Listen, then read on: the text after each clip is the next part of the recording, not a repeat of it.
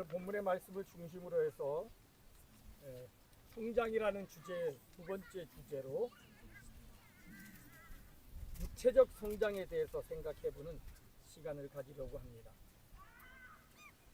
예수님이 어린 시절 지혜가 자랐을 뿐만 아니라 키도 자라갔다 그러죠. 육체적인 성장은 정신적인 성장이나 영적 성장, 지적 성장 못지않게 중요합니다. 그러기 위해서 우리가 하나님이 주신 이 몸을 잘 관리해야 될 필요가 있고, 그래서 운동을 열심히 하고 식단 조절도 열심히 할 필요가 있는 거죠. 제가 20년 전에 이곳에 왔을 때 운동에 대해 들었던 가장 큰 경고, 어느 집사님이 그러더라고요. 저를 보더니, 목사님, 여기서는 운동하지 않으면 죽습니다 그러더라고요. 운동하지 않으면 죽는다. 1년의 대부분을 햇빛 없이 지내야 하는 나라에서, 어둡고 춥고 컴컴한 나라에서 이 건강관리를 제대로 하지 않으면 금방 우울증에 빠지게 되고 건강을 상하게 되어진다는 경고였습니다. 그렇습니다. 운동해야 합니다. 평상시의 운동이 사실 위급한 상황에서 그 어려움을 이겨내게 만듭니다. 단순히 건강한 몸을 위해서 운동하는 것이 아닙니다. 건강보다도 먼저 우리 몸이 어떤 존재인지를 이해하는 게 필요합니다. 당시 고린도 교회는 그 당시 유행했던 헬라 사상의 영향으로 인해서 몸에 대해 굉장히 부정적인 생각을 가지고 있었습니다. 소위 말하는 이원론이에요. 그러니까 영은 선하고 좋고 육은 악하다라는 거죠. 그래서 여러분이 잘 아는 대표적인 스토아 학파, 금욕주의로 불려지는 스토아 학파와 쾌락주의로 불려지는 에피쿠로스 학파가 있었는데, 스토아 학파는 육은 악하기 때문에 최대한 금욕을 해서 그 절제를 해야 된다라고 주장을 한 반면, 에피쿠로스 학파는 육은 악하기 때문에 어차피 악한 것 마음대로 굴리면 되고 영만 잘 관리하면 된다라는 그런 생각을 가지고 있었던 것이죠. 그래서 이런 생각이 교인들에게도 들어옴으로 말미암아 어떤 일이 벌어졌냐면, 이렇게 거룩한 예배를 드리고 난 다음에 그 다음에 어디로 가냐? 아포티테 신전으로 가는 거예요. 그래서 그 신전 창녀들하고 그냥 간음하고 육체적인 쾌락을 즐기는 일들이 비일비재하게 벌어졌습니다. 사실 이런 거를 오늘날로 비유한다면, 제가 청년부 시절에 청년들 지도할 때 예배 딱 드리고 나면 야 2차 가자 그러고 어디로 가냐? 술집으로 가는 거예요. 술집에 가서 그냥 한 잔 먹고 하는데, 지난번에 한 리더가 저한테 보고를 하는데, 목사님 큰일 났어요 그랬더니 왜 그랬냐 그랬더니, 기껏 예배를 드리고 나서 저녁 예배를 토요일 모임을 했었는데, 저녁 예배를 드리고 나서 갔는데 누가 보고를 하더라는 거예요. 갔더니 어느 동기하고 같이 한양대에서 예배 끝나고 나서 술 파티를 벌어졌는데, 만나보니까 형, 동생 그러면서 거기서 2차 모임이 이루어졌다는 거예요. 그러니까 1부에서는 예배를 드리고 2부에서 술 먹고 놀고 하는 그런 모습, 고린도 교회가 그랬던 거죠. 왜 그랬을까요? 몸이라는 거는 아무렇게 굴려도 된다는 생각이 있었던 거죠.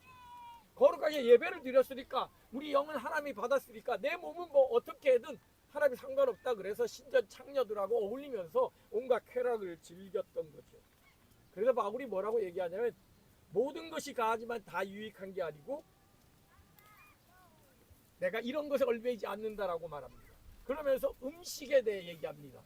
음식이 배를 위해 있고 배는 음식을 위해 있는데, 몸은 음란을 위하여 있지 않고 주를 위하여 있다라고 얘기합니다.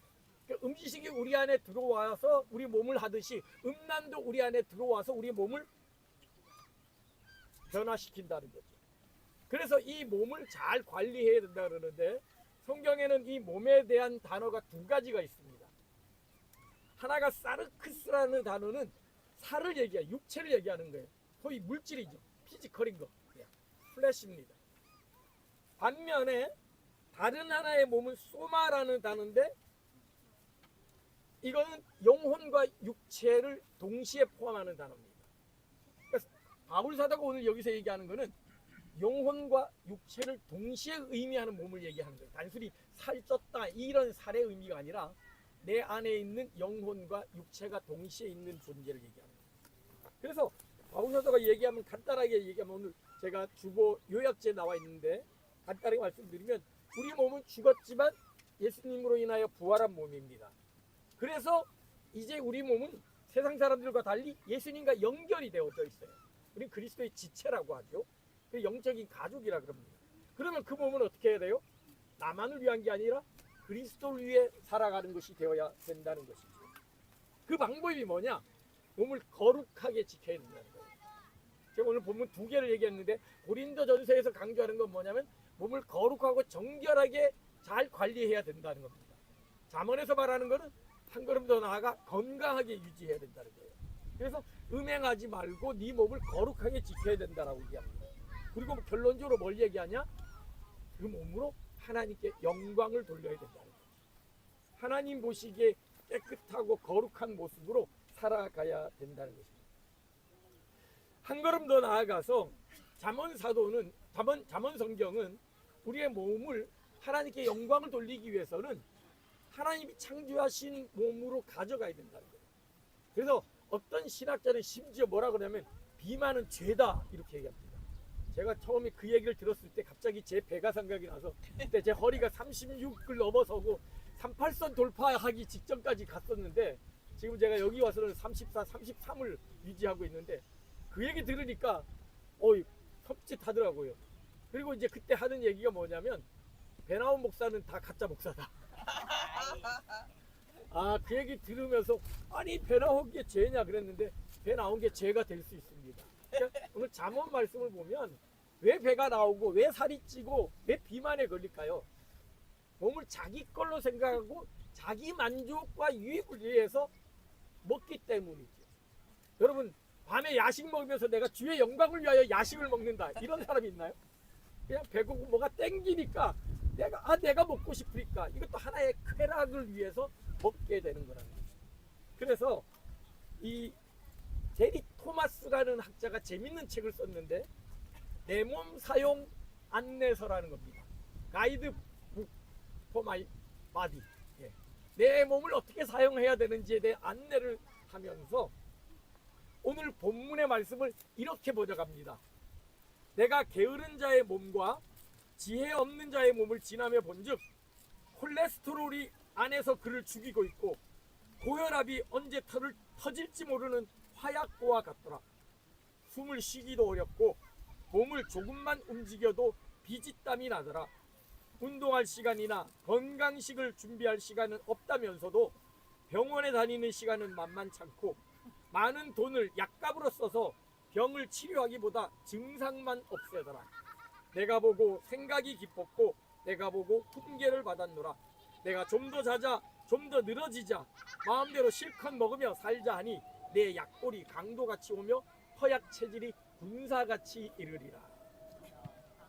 콜레스테롤과 고혈압과 빈혈과 비지땀 조금만 하면 운동하면 비지땀이 나고 그러더니 약골이 강도같이 오고 허약 체질이 군사같이 이르게 된다는 거죠.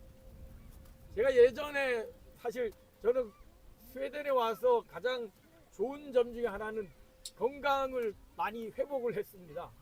제가 한국에서 목회를 할 때는 이 1000시간 특세라 그래가지고 42일간 특세하는데 그때 되면 어제 마침 그분이 북유럽 여행 와가지고 잠깐 만났는데 이 링거 주사 맞는 게 연례 행사였어요. 주간에 쓰러지고 하니까 뭐 40일 동안 혼자 새벽기도 인도하다 보면 그래서 늘 1년에 한두 번은 링거 주사 맞고 그러고 배는 늘어나가지고 바지는 더 큰 사이즈로 사고 했던 모습들이 있었는데 여기 와서는 뭐 마음도 좀 편안하고 운동할 기회도 많고 하다 보니 굉장히 건강 체질을 회복했는데 2018년도에 제가 건강검진 결과를 보니까 심전도가 빨간색이더라고요. 이게 뭐냐면 정밀 검사를 즉시 가서 받아라 이거예요. 그래서 제가 그때 연세 세브란스 가서 즉시 정밀 검사를 받은 적이 있는데 심전도에 뭐가 문제가 있다. 대사증후군, 콜레스테롤, 혈색소는 아주 위험하니까 재검사를 해야 된다. 이 얘기 나왔고 그 다음에 그 보이게 되면 뭐 피하 지방염, 복부 비만, 골 감소증, 당뇨, 요산, 지방간, 심한 역류성 식도염, 심장 혈액 인자, 갑상선 결절, 경미한 청력 저하, 운동 부족 16개가 나와요. 16개가. 네. 16개가 쫙 나오더라고요. 그러니까 실제적으로 당장 가서 정밀 검사를 받아야 되고 대사증후 콜레스테롤 같은 경우는 재검사를 받아야 되고 이렇게 나오더라고요. 그러다가 제가 좀 이제 열심히 해가지고 안 되겠다 해가지고 지금 건강 관리하면서 했는데 오기 전에는 그나마 많이 좋아졌던 걸 기억합니다. 근데 이런 게으른 자, 운동 관리 자기 관리 안 한 사람은 어떻게 되냐? 30하절에 이렇게 말하죠. 이 어찌 가난해지지 않겠느냐? 어찌 쪽박을 차지 않을 수 있겠느냐? 결국 쪽박 차는 인생이 되고 만다는 거죠. 게리 토마스가 번역한 이 성경에 의하면 건강관리 안 한 자는 결국 콜레스테롤 고혈압으로 인해서 약골이 되고 허약 체질이 되고 병원비 쓰는 바람에 결국 쪽박을 차는 인생이 될 수밖에 없다는 거죠. 그러면 어떻게 우리가 건강한 삶을 유지할 수 있을까? 어떻게 평화롭고 풍요로운 삶을 살 수 있을까? 본문의 경고를 기억해야 됩니다. 좀 더 자자, 좀 더 졸자, 중고등부. 좀 더 누워있자. 이렇게 되면 어떻게 된다고요? 결국 쪽박 차는 인생이 된다는 거죠. 우리가 오늘 본문을 통해서 배울 수 있는 건강을 유지했던, 여러분 건강한 남자 하면 상징이 누굽니까? 중고등부 가장 건강한 남자의 상징, 역사상 나 말고 역사상 인물 중에 가장 건강한 남자로 하고 모든 미술가들이 그리려고 하는 사람, 다비드상이죠. 다비드상. 멋있잖아요. 몸매가 얼마나 딱 멋있게 아주 잘생겼죠. 다윗이 골리앗을 어떻게 이겼을까요? 다윗이 골리앗을 이긴 비결, 뭐 하나님이 은혜 주시니까요 이랬죠. 네, 물론 하나님의 은혜가 결정적인 원인이지만 하나님의 준비된 사람을 씁니다. 다윗이 어떤 사람이었어요? 평상시에 자기 양을 지키려고 사자를 물리치고 곰을 물리친 사람입니다. 어떤 학자에 의하면 다윗의 물맷돌 속도가 얼마나 셌을까? 과연 다윗이 얼마나 세게 던졌길래 골리앗의 이마에 딱 맞을 수 있었을까? 다윗은 정통 스트라이커로 뭐 컨트롤도 좋았을 뿐만 아니라 시속도 엄청났는데 계산을 해보니까 약 122km 정도의 속도로 날아갔을 거라는 거예요. 던져가지고 갔을 때 120km 가서 골리앗의 머리에 맞췄다는 거죠. 이게 어떻게 가능했냐? 평상시에 늘 깨어 있으면서 양을 지키고 운동을 열심히 한 결과라는 거죠. 일상의 힘을 키워야 됩니다. 늘 건강 관리를 잘하면 위기 상황이 왔을 때, 골리앗이 앞에 왔을 때 두려워하지 않을 수 있어요.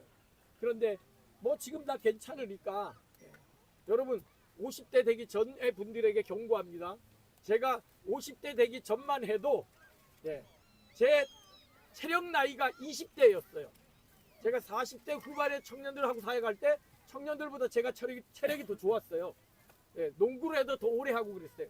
근데 50 중반이 딱 되니까 확 꺾어지더라고요. 그때부터 목회하느라 바빠 운동하지 못하고 막 이러다 보니 체력을 확 느껴지면서 쓰러지기 시작했습니다.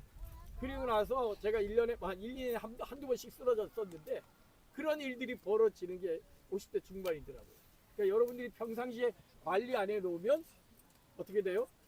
강도같이, 군사같이 약골이, 허약 체질이 여러분을 덮칠 수 있다는 사실을 기억하고, 오늘 또 와서도 이 야외에 와서도 앉아가지고 저 그늘에만 있는 분들이 있는데 애들하고 좀 뛰어놓으시고 애들도 업어주고 술래잡기도 하면서 보물찾기도 같이 하시면서 아 내가 어느 정도 되는지 한번 해보시고, 감사하게도 지난번 우리 여전도에서 5km 마라톤도 하고 그랬다는데 내년에는 10km 한번 도전해보시고, 남자들은 하프 마라톤 한번 좀 도전해보시고, 저도 할 마음이 있으니까 그렇게 하면 좋을 것 같습니다. 말씀 마무리합니다. 돈을 잃으면 조금일 것이고, 명예를 잃으면 많은 것을 잃어버리고, 뭐를 잃어버리면 전부를 잃어버린다? 건강을 잃어버리면 전부를 잃어버린다는 말이 있습니다. 그래서 한국 사회에서 유행한 말이 있죠. 우리 송지 집사가 이게 뭔 말이냐 그랬을 때 물었는데 9988234 들어오셨어요? 네. 나이시 드신 분들 9988234 들어오셨어요? 본사님 들어오셨죠? 99세까지 팔팔하게 살다가 2, 3일만 아프고 죽자. 너무 오래 1년 동안 10년 동안 가족 고생시키지 말고 일을 가지고 2, 3일만 아프다가 작별 인사하고 천국 가는 거예요. 99세까지는 팔팔하게 살고 저는 사실 성경적으로 하면 120세까지 88로 왔고 싶은데 모세가 그랬잖아요. 모세는 128, 1일 1사예요. 하루 만에 바로 죽었으니까. 모세는 훨씬 더 강한 사람이죠. 그럼 어떻게 9988, 2, 3, 4를 할 수 있냐? 어떤 사람이 이렇게 얘기합니다. 일십, 백천만을 잘해야 된다는 거예요.